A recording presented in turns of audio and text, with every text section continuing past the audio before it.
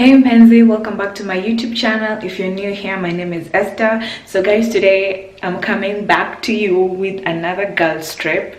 I am really excited. At the same time, I'm really nervous. I have to say that this trip almost never happened, but God came through and we are going to Berlin. I am really excited. At the same time, like I said, I'm nervous. I think it's the what is this, just the feeling that you have when you're going to travel. I mean, it's the same feeling I had when I was coming to Poland, the same feeling when I went to Cyprus. But let's just hope everything is gonna be fine, everything is gonna be okay. Our hotel is booked, like everything is booked. We're gonna go by bus, by the way, because it's cheap to go by bus, but then it's gonna be a really long journey. Our bus leaves at 6 p.m. and then we're gonna be in Berlin at around 2 a.m. 3 a.m. and when I say we, I mean Anya and I. Anya is my flatmate. She's not back home yet because, you know, she goes to work, so she's gonna be here at around 4:30 or 5 and then we can leave. Guys, I hope this trip turns out to be a good one, to be honest. Because, you know, with this coronavirus thing, I don't know, it's a bit tricky, but I'm hoping for the best. I'm hoping for the best.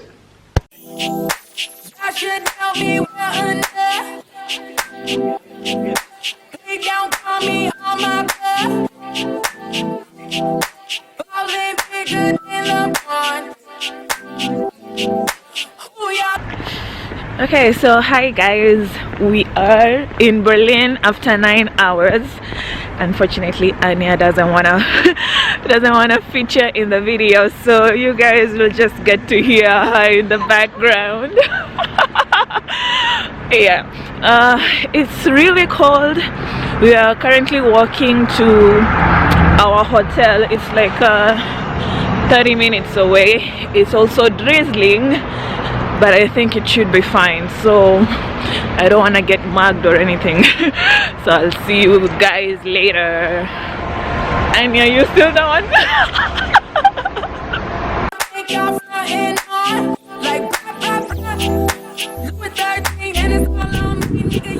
Guys, we made it to our hotel finally. 30 minutes late. Hi guys, so we have just like checked into the hotel. Getting here was really easy, just that it was really far. So I want to show you guys how the room looks like. Well, it was cheap, so don't expect too much. Right? But I think it's fine. Yeah, it's fine for the price. So guys, that's the bed. Annie is really trying to get out of the frame. That's the bed, 2 beds. Yeah, and there's like a desk there with a, is this a TV or a computer? I think it's a TV. Yeah, it's a TV, telephone, lamp, just the usual, like it's really basic. That's the window. This is meant to be the wardrobe. Yeah, that's the wardrobe, and there's a safe, of course, and the chair. And then when you come here, this is the washroom. It's really big, I think. Yeah, so that's it guys, nothing much. That's it. I think it's really decent. I think it's a really decent hotel, so we are just gonna have a rest. Later today we have a walking tour, so we'd rather rest now because the walking tour is like for 3 hours. Yeah guys, so I'll see you much later. By the way, I want to tell the people about the guy who was coughing at the bus. No. Oh my god, there was a guy who was coughing at the bus and Annie and I were like, coronavirus. Right now we're taking like precautionary measures, not to touch our face. We need to wash our hands, you know, like we don't want to go back to Poland with coronavirus. No, we don't want that. We don't want that. So guys, I will see you much later. Hi guys, good morning. We woke up a few minutes ago at around 8:30, so we're getting ready. Anya is at the shower. Today we have the free walking tour at 2 p.m. but in the morning maybe we want to go to the center, look around, have something to eat, and then, you know, go to the meeting point. Okay, I don't know if it's gonna rain. I hope it doesn't, or even if it rains, it's just gonna be like light showers. I'm really looking forward to the tour, you know. I don't really know much of the German history, but today of course we're gonna be informed. I'm really excited. I'm a bit tired, but we have the whole day and possibly part of the night to see what Berlin has to offer. So guys, I think I'm gonna like put my makeup on, you know, comb my hair because it looks like trash right now, and then head out. So we'll see you guys much later.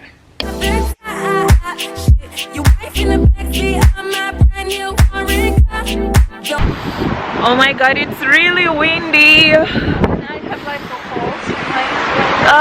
Oh, I'm crying again. I'm crying because of the wind. It's really windy.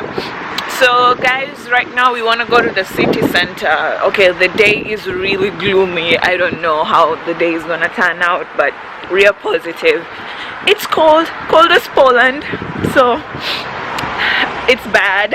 I think it's bad. How about you, Aggie? You're Polish. You're Polish, so this is like summer to you.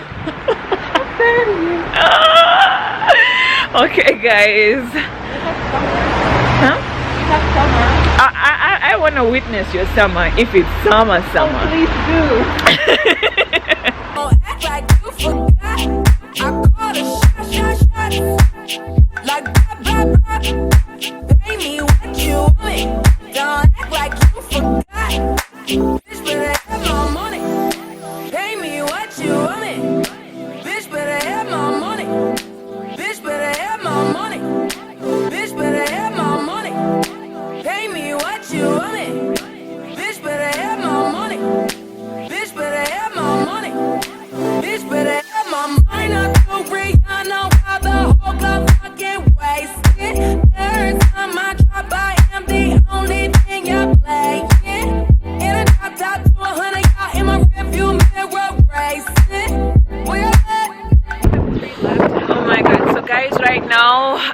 It's really windy, but we're gonna go to Brandenburg Gate, right, Anya? Yeah, that's where we're gonna go to. It's windy, it's cold, but Berlin is so beautiful, guys. Like, oh, it's so pretty.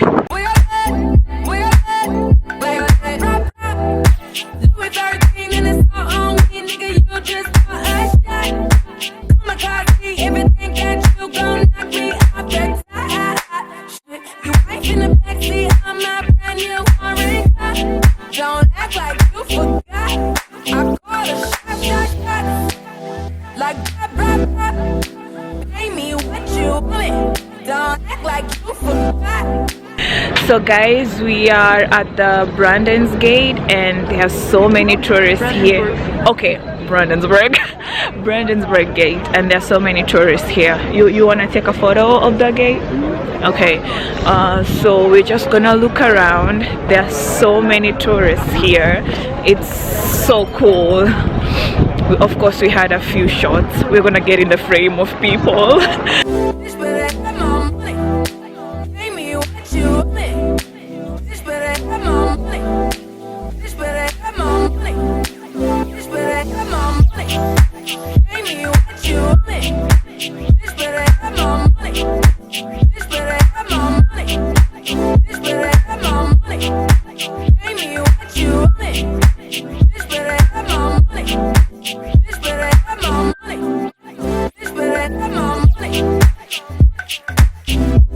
But welcome welcome to our first stop, guys, Pariser Platz, or Paris Square, it would translate to in English.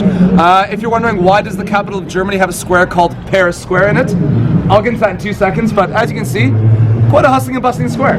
Clearly it's party time in the square right now, but you always see demonstrations like this, protests, concerts, and there's a very good reason for that. We are surrounded on all sides by embassies. You know, if you want to send a message, especially a political message, you probably want to go towards an embassy. Before the Berlin Walls, you guys know it, in the modern day, in the 20th century, way back in the 1700s, there was another wall that surrounded Berlin, a customs wall, right? Berlin loved having walls around it for some reason. But way back then, it was a customs wall, and you had 18 of these gates, and they were the only way to get in and out of the city. So essentially all the Brandenburg Gate was, for a couple hundred years, was a border crossing. That's it. That's where you pay your taxes, your customs, your tariffs, stuff like that, right? But this gate was unique compared to the other 17 because A, this was the gate that the royalty used to use. The kings, eventually the Kaisers, would come down from the palace down the road, go through that gate. And B, you have that beautiful statue on top, the quadriga. And actually, just so you guys know, the reason it's called a quadriga is based on the 4 horses that are carrying the chariot. So, quad, 4, makes sense. What you guys are looking at behind me here is what's called the Memorial to the Murdered Jews of Europe. I know the subject matter escalated very quickly right there, but honestly with the Holocaust, it's such a big topic, we have to get so much detail. I just think the sooner we talk about it, the better, because then we can get that detail, you know. But what you guys see behind me here is 2,711 of these concrete blocks. It was built by an American-Israeli architect named Peter Eisenman, and this site was only opened up to the public in 2005. It's a very recent site, right? It was finished being built in 2004, but the public didn't really have access until 2005, right? But I've heard a lot of people call this the Jewish Memorial. I've heard a lot of people call this the Holocaust Memorial. This is the full name, the Memorial to the Murdered Jews of Europe. And it does make a difference. How you define things, how you use words, there is power behind that, you know. And as we're talking about the Nazis, you know, Joseph Goebbels, the propaganda minister for the Nazi party, he understood the power of labeling things and definitions and grouping people and things like this, right? But I will say this, even before this was built actually, long before the design was settled on, even the location in Berlin was decided on, just the idea of having a Jewish memorial in the capital of Germany was stirring up a lot of controversy.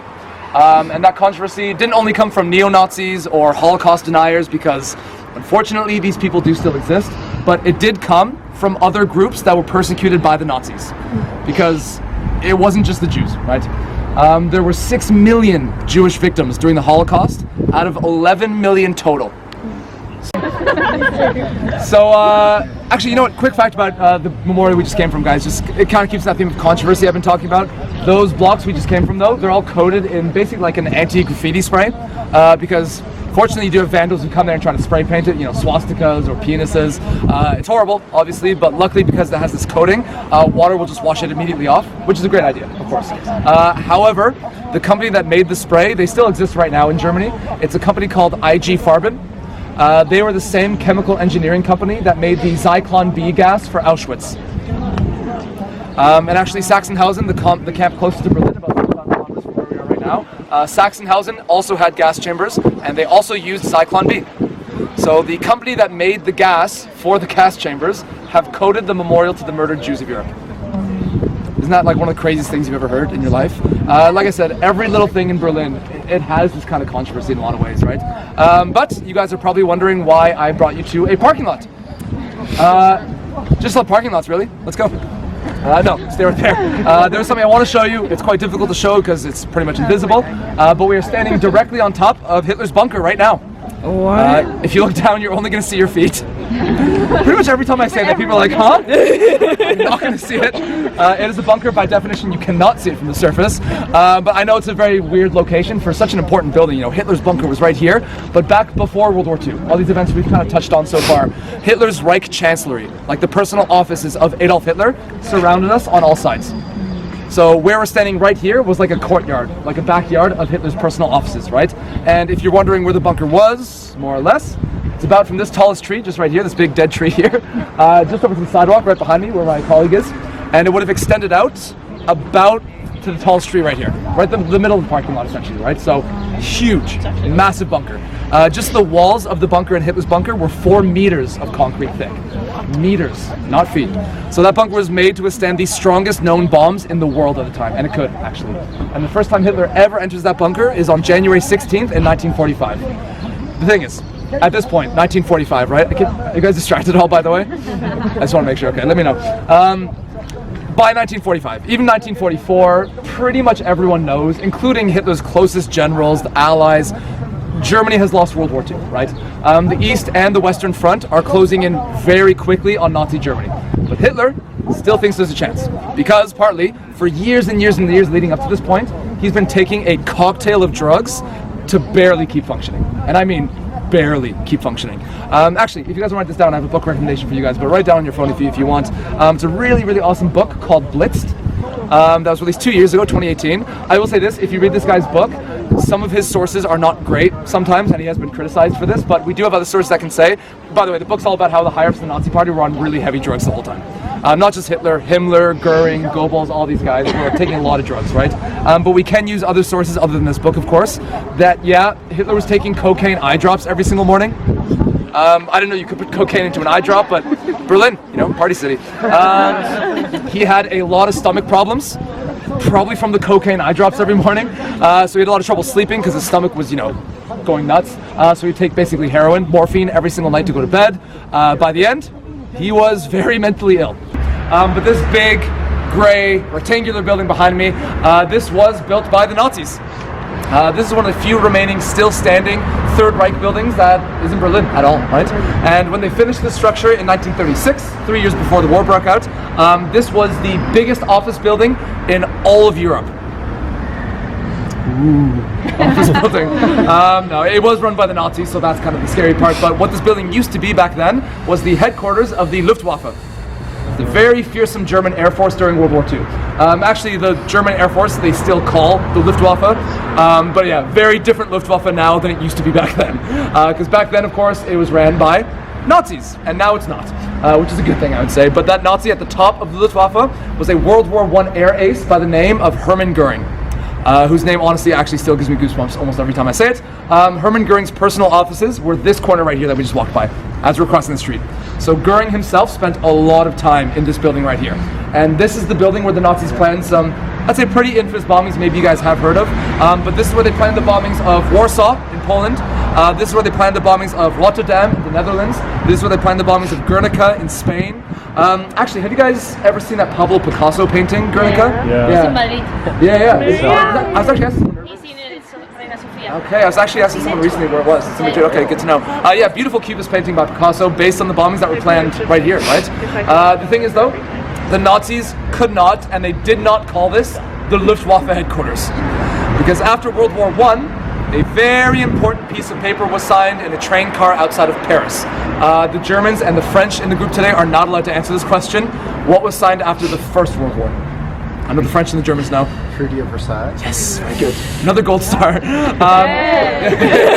Damn. Why you business? Yeah, take history, man.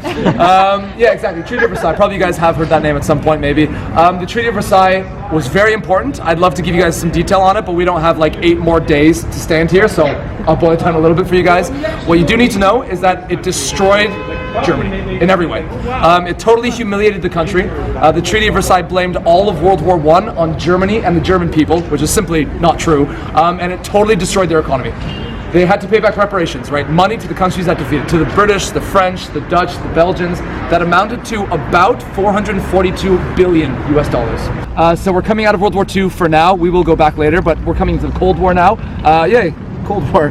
But this is one of these moments I think people wait for when they come to Berlin, when they come on a tour, of course. The big moment, the big coup de grace, this big empty lot behind me. Isn't it beautiful? So empty. Believe it or not, very important. Because where we're standing right now, this used to be the place where the headquarters of the Gestapo was.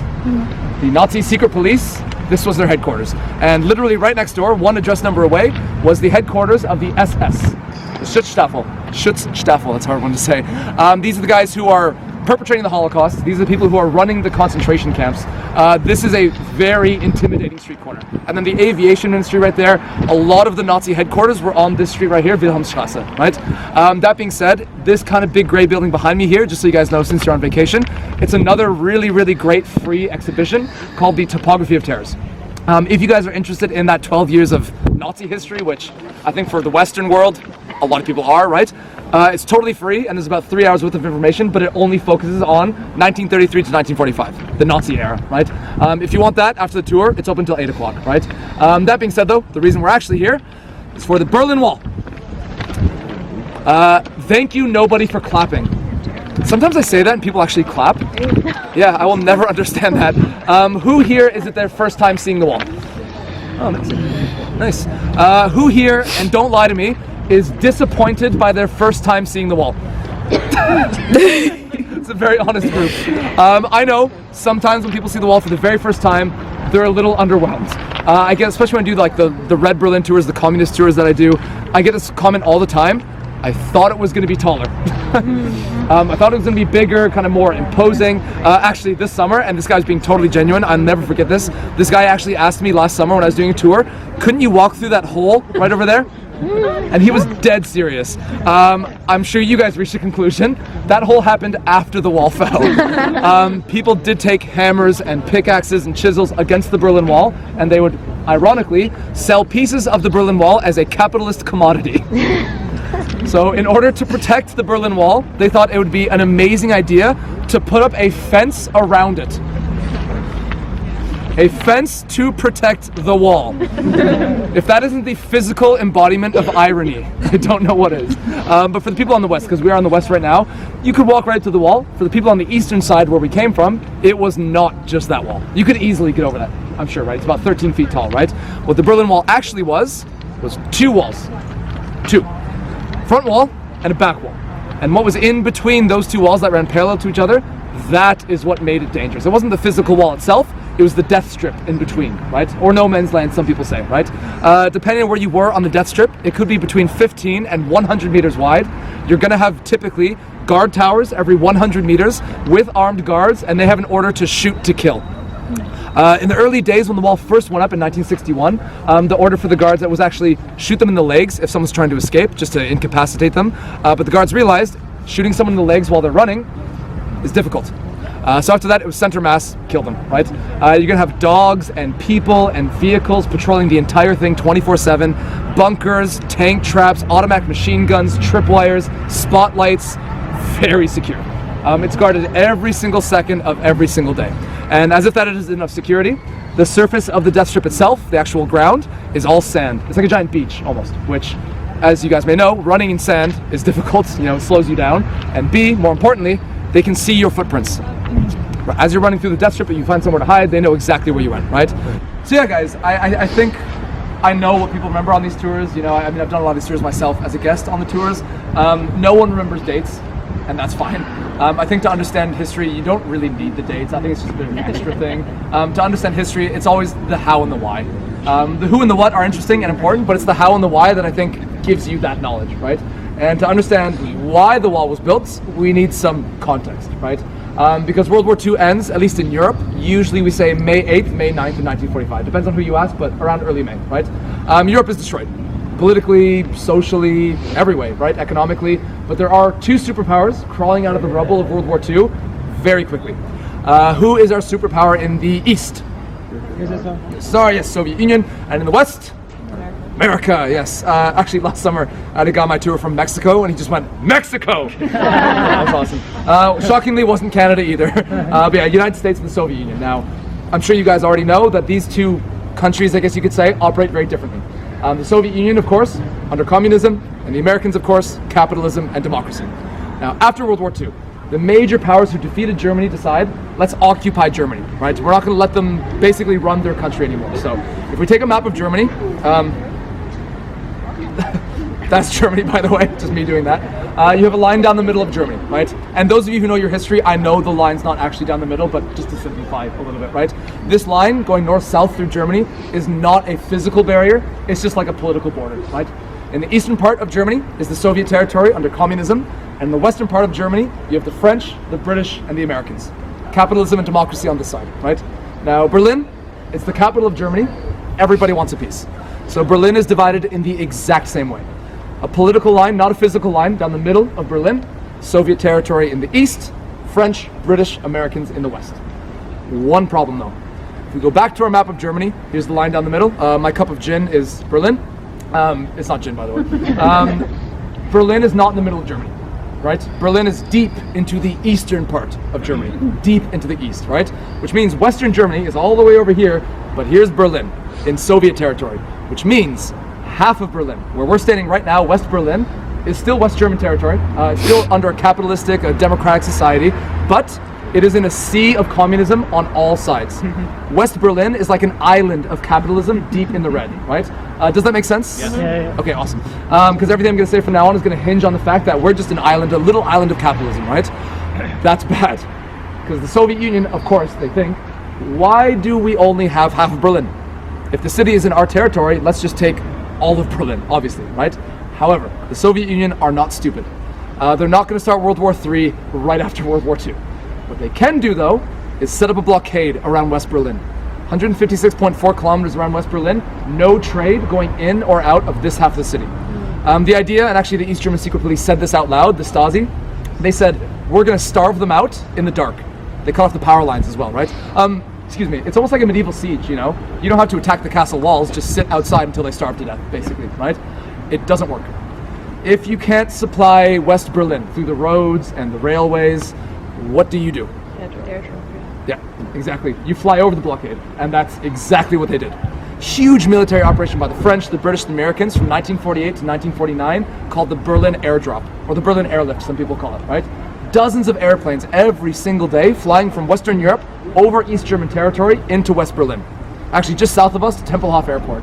They're eventually airdropping 60,000 tons every single day into West Berlin of food and clothing and fuel, hopefully beer for you, and it works. It actually works somehow. This crazy idea totally works. And the Soviets in 1949, they lift the blockade. And the Western powers, they celebrate because they kept West Berlin, right? However, the relationship between East and West has gotten a lot worse, if you could even call it a relationship in the first place, right? So, in 1949, the Western powers, the capitalist powers decide, let's take this occupied territory of ours, and let's just make it its own country. Let's just make it a country. And they create the FRG, the Federal Republic of Germany, or we can just say West Germany, to simplify, right? The Soviets don't want to fall behind, so they create East Germany. And they name it the GDR, the German Democratic Republic. You always know it's bad news when your country has the word democratic in its name. It's like, yeah, if you have to say it, is it really true? North Korea, looking at you, Congo. But yeah, anyways, you have two separate Germanys, right? East and West, and now a lot of people suddenly wake up in East Germany, and Eastern Europe, you know, Poland, Czechoslovakia, Romania, Hungary, and they go, hold on, suddenly I'm living in a communist dictatorship. I don't want to. And you have millions of people leaving Eastern Europe, and they're all flooding into Western Europe. Eventually, 2.7 million people have left the East to come into the West. That's bad. Because 2.7 million people, that's your workforce. You know, you need these people in your country for your economy, right? And the thing is, they're losing their smartest, most educated people. Because a high-paying job in the West is only equally paid in the East, under communism, right? So they're losing doctors, engineers, you know, professors, educators, you know, architects, you know, skilled labor. These are the people you want in your country. These people are going to boost your economy, right? So Western Europe, after World War II, financially speaking, economically, is doing great. Eastern Europe, after World War II, is failing miserably because everyone's leaving. So in order to stop that, this border, I was telling you guys, that separates East and West Germany, in 1952, this becomes a physical barrier. This is not the Berlin Wall, but especially the British of you guys here today might recognize that Winston Churchill called it the Iron Curtain. The Iron Curtain was a physical wall that divides East and West Germany. It goes down dividing Austria and Hungary, and it goes all the way down to the sea, dividing Italy and Yugoslavia. So from sea to sea, north to south, Europe is divided in half. You cannot cross. This is the Cold War, in my mind, you know, that East versus West, right? But there is one big problem, because people are still escaping. How? This is just so I can drink my tea, by the way. How would you escape? Air balloon. Air balloon. Yes, correct answer. Not yet. By boat? Sorry? Boat? You could do boat, but you'd have to do something first. You can't just walk into a country, right? You need a passport. Japan? Can you dig? Go through Berlin. Go through West Berlin, right? Because Berlin is an Eastern territory and there's no such thing as the Berlin Wall. Not yet. So just like we did today, crossing the street from the east to the west, after the Iron Curtain went up, that's what people would do. They'd drive their, little trabbies into Berlin, they'd get out and they'd literally just go, okay, now I'm in West Berlin. It's just that easy, literally. They just walk into West Berlin, they go to a West German embassy, get a West German passport. We're happy to have them, they're working for us, And even if you're not doing a job that, the Western economy would need, it's a political victory. They can point to communism and say, look how bad it is, everyone's leaving, right? So, this brain drain, as they called it, that emigration of people east to west is still happening. And West Berlin is the problem. This is why they built the Berlin Wall. Yeah, guys, this is our final stop on the whole tour. Gonna miss you guys too. I do like to end my tour here. I know some tour guides don't. I guess Steve does as well. That's my roommate over there jumping up and down. I do like to end my tour here. I know some guides don't. It takes a bit longer to come here, but I think that theme I've been talking about, how beautiful areas have that really dark history, I think it's kind of represented in this square. A beautiful, beautiful square, obviously, with some really dark past behind it. But the reason we're in this square is for this building right here. This is part of the Humboldt University. Right now it's the law faculty. You can see above the door if you can read German. It used to be the city library, Berlin City Library, right? But the main campus of Humboldt is just directly across the street behind me there. And do you guys see actually behind the traffic light, there's a white hut with the green roof on it? You see that? There's a statue inside of that they're just protecting from the winter, if we had winter in northern Germany this year, but we didn't. But it's the man's brother who founded the school in that statue, named Alexander von Humboldt. It's my favorite thing in the city, but it says on his plaque on the statue, in Spanish, he was the second founder of Cuba. What the hell does that mean? How can you be the second founder of anything? That's not what founder means. But either way, this school's had an amazing career. It's founded in 1810 by Wilhelm von Humboldt, the guy's brother who founded Cuba the second time. And some world-changing people have studied and taught at Humboldt. People like Albert Einstein taught here for 10 years. Karl Marx, the writer of the Communist Manifesto, studied here. Max Planck, the founder of quantum physics, studied here. Who else? Vladimir Lenin, for 2 weeks, studied here, and they were very proud of that one. This is the Soviet side. Who else? The Brothers Grimm. Those guys who, collected the very creepy fairy tales about kids getting eaten in Bavaria everywhere. They studied here as well. Some really, world-changing people, right? This school on its own has 29 Nobel Prize winners to its name. 29! Isn't that amazing? And mostly in the natural sciences. So, math, physics, chemistry, really pushing the boundaries of our knowledge, right? To give you guys an idea of how impressive that is, our entire country of Canada has 16. My country has 16. These guys have 29. That gives you an idea of how, really, before the Nazis, Germany was really the most educated country in the world. Hopefully what you saw were 4 walls, of course, and on each wall you had an empty bookshelf. And in the space of those empty bookshelves, you could fit the 20,000 books and manuscripts that were destroyed in 1933. It was done by an Israeli artist, actually, named Mika Ullman in 1995. I love this. Partly because of how direct it is, I think a lot of what we've seen today is a bit more open to interpretation, to discussion, like the war that we saw at the beginning, but this is very visceral. You can see the physical space that was left behind, which I think is quite powerful, But the reason we're here is for this quote on this plaque. It's a quote by a very famous German writer, I wouldn't say philosopher, writer, essayist, named Heinrich Heine. And what this quote translates to is, that was just a prelude. Where they start by burning books, they will ultimately end by burning people.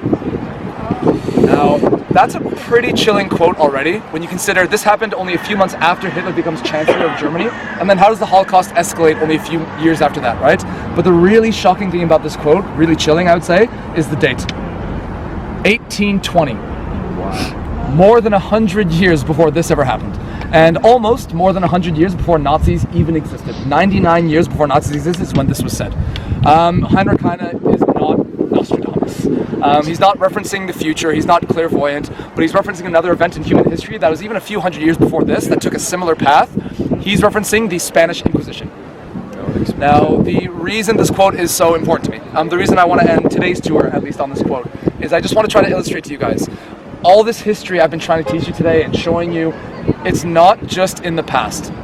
I think we make this mistake a lot when we talk about history, looking at it just like that, something historical, something distant, something that has no bearing on real life. that couldn't be further from the truth. The study of history is the study of how human beings brought us to where we are right now, in this exact moment, right? And I know it's a cliche. People always say, you know, history repeats itself. I don't want to end a tour on cliche, because that's like the best way to just devalue a whole tour. But I heard a better quote by Mark Twain a few months ago that says, history doesn't repeat itself, but it rhymes. We are in that rhyme right now. We have a shocking amount of real-world examples today all over the planet, right? Of people creating the same rhetoric of division that the Nazis had, of dividing people based on their race, their gender, their sexuality, their religion, their country of origin, any number of things, and very slowly. It's always slow, like I said, removing civil rights and chipping away at human liberties and freedoms. And if I've done my job well today, I hope you've seen the consequences of that. This kind of political rhetoric, it can spiral out of our control, absolutely. Like I said at the memorial, if you guys remember at the beginning, everything I've talked about today, the Holocaust, the Cold War, it did happen in front of people. This didn't happen in a vacuum, right? Which is why I think we have to be very aware of this history, because it'd be arrogant of us to assume that we're immune to this happening again. It could happen again, you know? The most votes the Nazis ever got in Germany was before they were even in power, was 37%, which is a lot, but that means that almost 2/3 of the country never voted for the Nazis, and this still happened. Which is why I think we have to learn about this history to break the cycle of ignorance, of racism, of xenophobia. But it's for that reason on this tour today. I hope you guys did take away a little bit more than a building or a time or a date. I hope you got some of those human lessons I was trying to get at.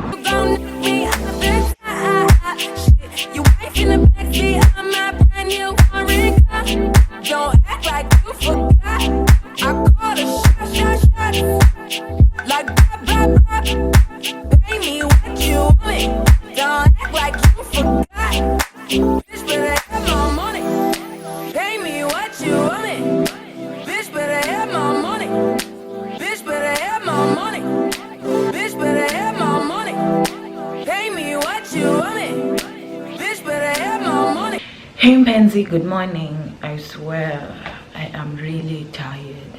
I'm so tired. Like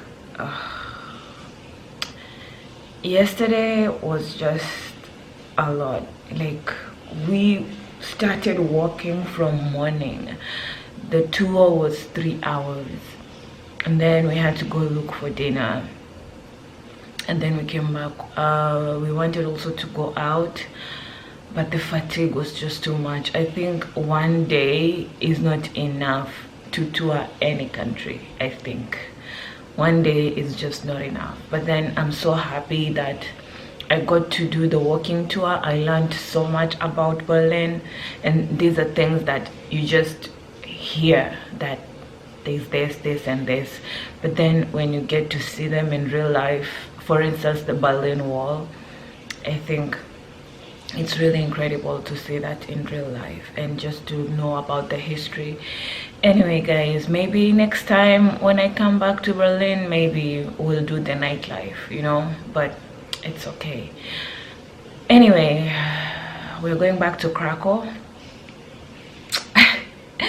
We are going back to Krakow. I swear I feel like my body is shutting down. Anyway, we're going back to Krakow, and then we're gonna, you know, end the video here. And he's showering. I had a good time in Berlin. I mean, this city, it's really beautiful. Guys, you know what to do. Like this video, comment down below, subscribe. I'm really sorry that I'm ending this video on a low note, really, but if the body can't do it, the body just can't do it. I honestly wish we were going back by plane. Oh my god, 8 hours. 8 hours to Krakow. Bye guys. Bye.